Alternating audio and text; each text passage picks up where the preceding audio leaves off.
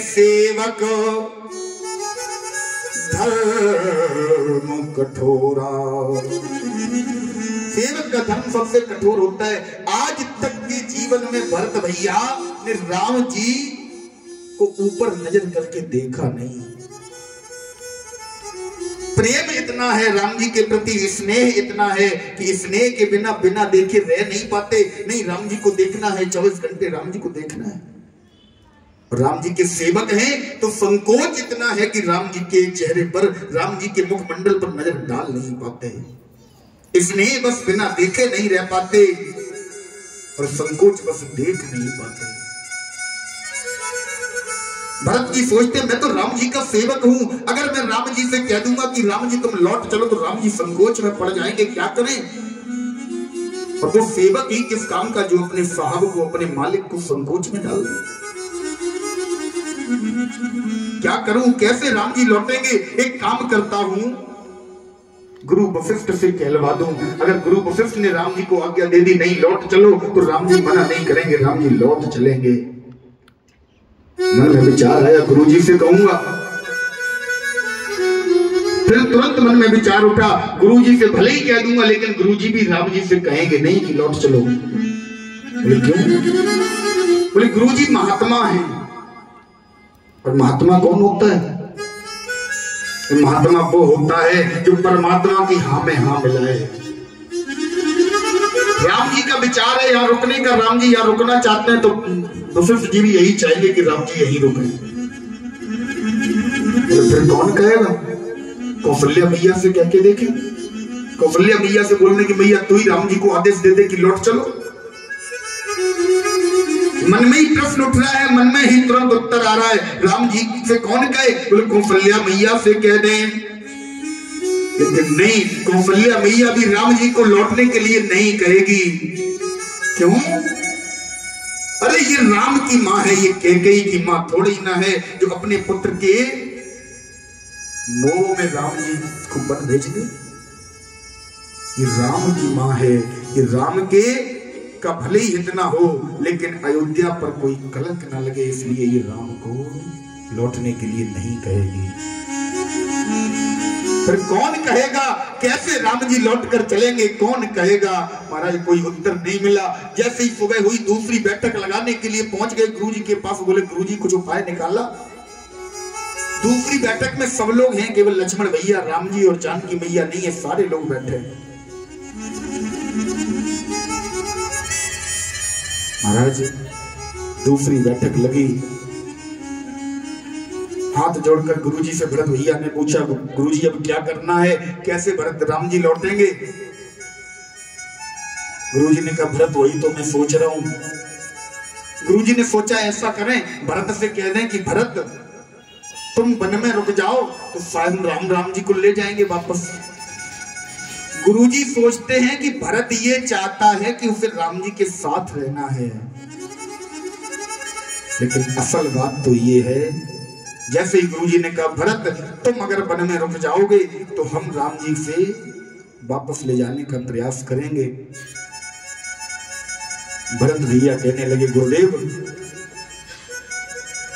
भरत अपना पूरा जीवन वन में काटने के लिए तत्पर है, बस कैसे भी राम जी यहां से लौट जाएं।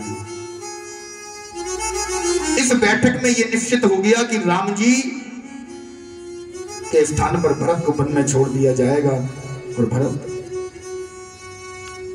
वन में रहेगा, राम जी अयोध्या में वापस चले जाएंगे। दूसरी बैठक यही समाप्त हो गई। दूसरी बैठक में भी कोई निष्कर्ष नहीं निकला। महाराज तीसरी बैठक में जनक जी, सुनैना मैया सभी आ गए। इस बैठक में भी कोई निष्कर्ष नहीं निकला। अंत में जब चौथी बैठक हुई, राम जी ने खड़े होकर भरत से पूछा भरत बताओ तुम क्या चाहते हो? आज सारे प्रजावासी, गुरुजन, माताएं सब केवल भरत की ओर निहार रहे हैं। भरत एक बार अपने मुंह से कह दे, एक बार अपने मुंह से कह दे भैया राम तुम लौट चलो। लेकिन भरत सब प्रकार साधु हैं, भरत सेवक हैं, भरत के मुख से ये बात नहीं निकली। बोले महाराज जिसमें सारी प्रजा का भला हो वही आप कर दो। आज प्रभु ने गोस्वामी बाबा लिखते हैं, प्रभु करी कृपा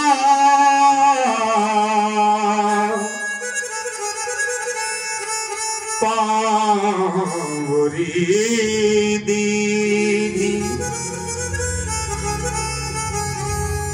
प्रभु करी कृपा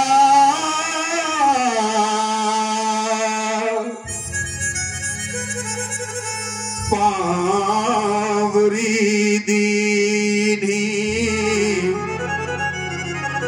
सादर भरत शीश धर लीनी, प्रभु करी कृपा। प्रभु ने आज भरत भैया पर कृपा की और अपनी पादुकाएं भरत भैया को दे दी। बोले भरत इन पादुकाओं को ले जाओ, इन पादुकाओं को ले जाकर, राम जी ने ये नहीं कहा इन पादुकाओं को सिंहासन पर रख देना, राम जी ने कहा ये तुम्हें मेरे होने का एहसास दिलाएंगी, तुम इन पादुकाओं के साथ में रहोगे, तुम्हें कभी ये वियोग नहीं होगा कि तुम्हारे पास तुम्हारा राम नहीं है। महाराज ये है रामचरितमानस, जहां पर अयोध्या के राज्य को दोनों भाई ठुकरा रहे हैं। राम भरत में आज छिड़ गई भैरव एक लड़ाई, 14 बरस लड़ेंगे दोनों, चलो देखने भाई। ये राम जी का चरित्र है, ये भरत जी का चरित्र है कि महाराज अयोध्या के राज्य को दोनों गेंद बनाकर लतिया रहे हैं, लाते मार रहे हैं। एक कहता है मैं नहीं अपनाऊंगा, दूसरा कहता है इसने छोड़ दिया तो मैं नहीं अपनाऊंगा। आज का भाई होता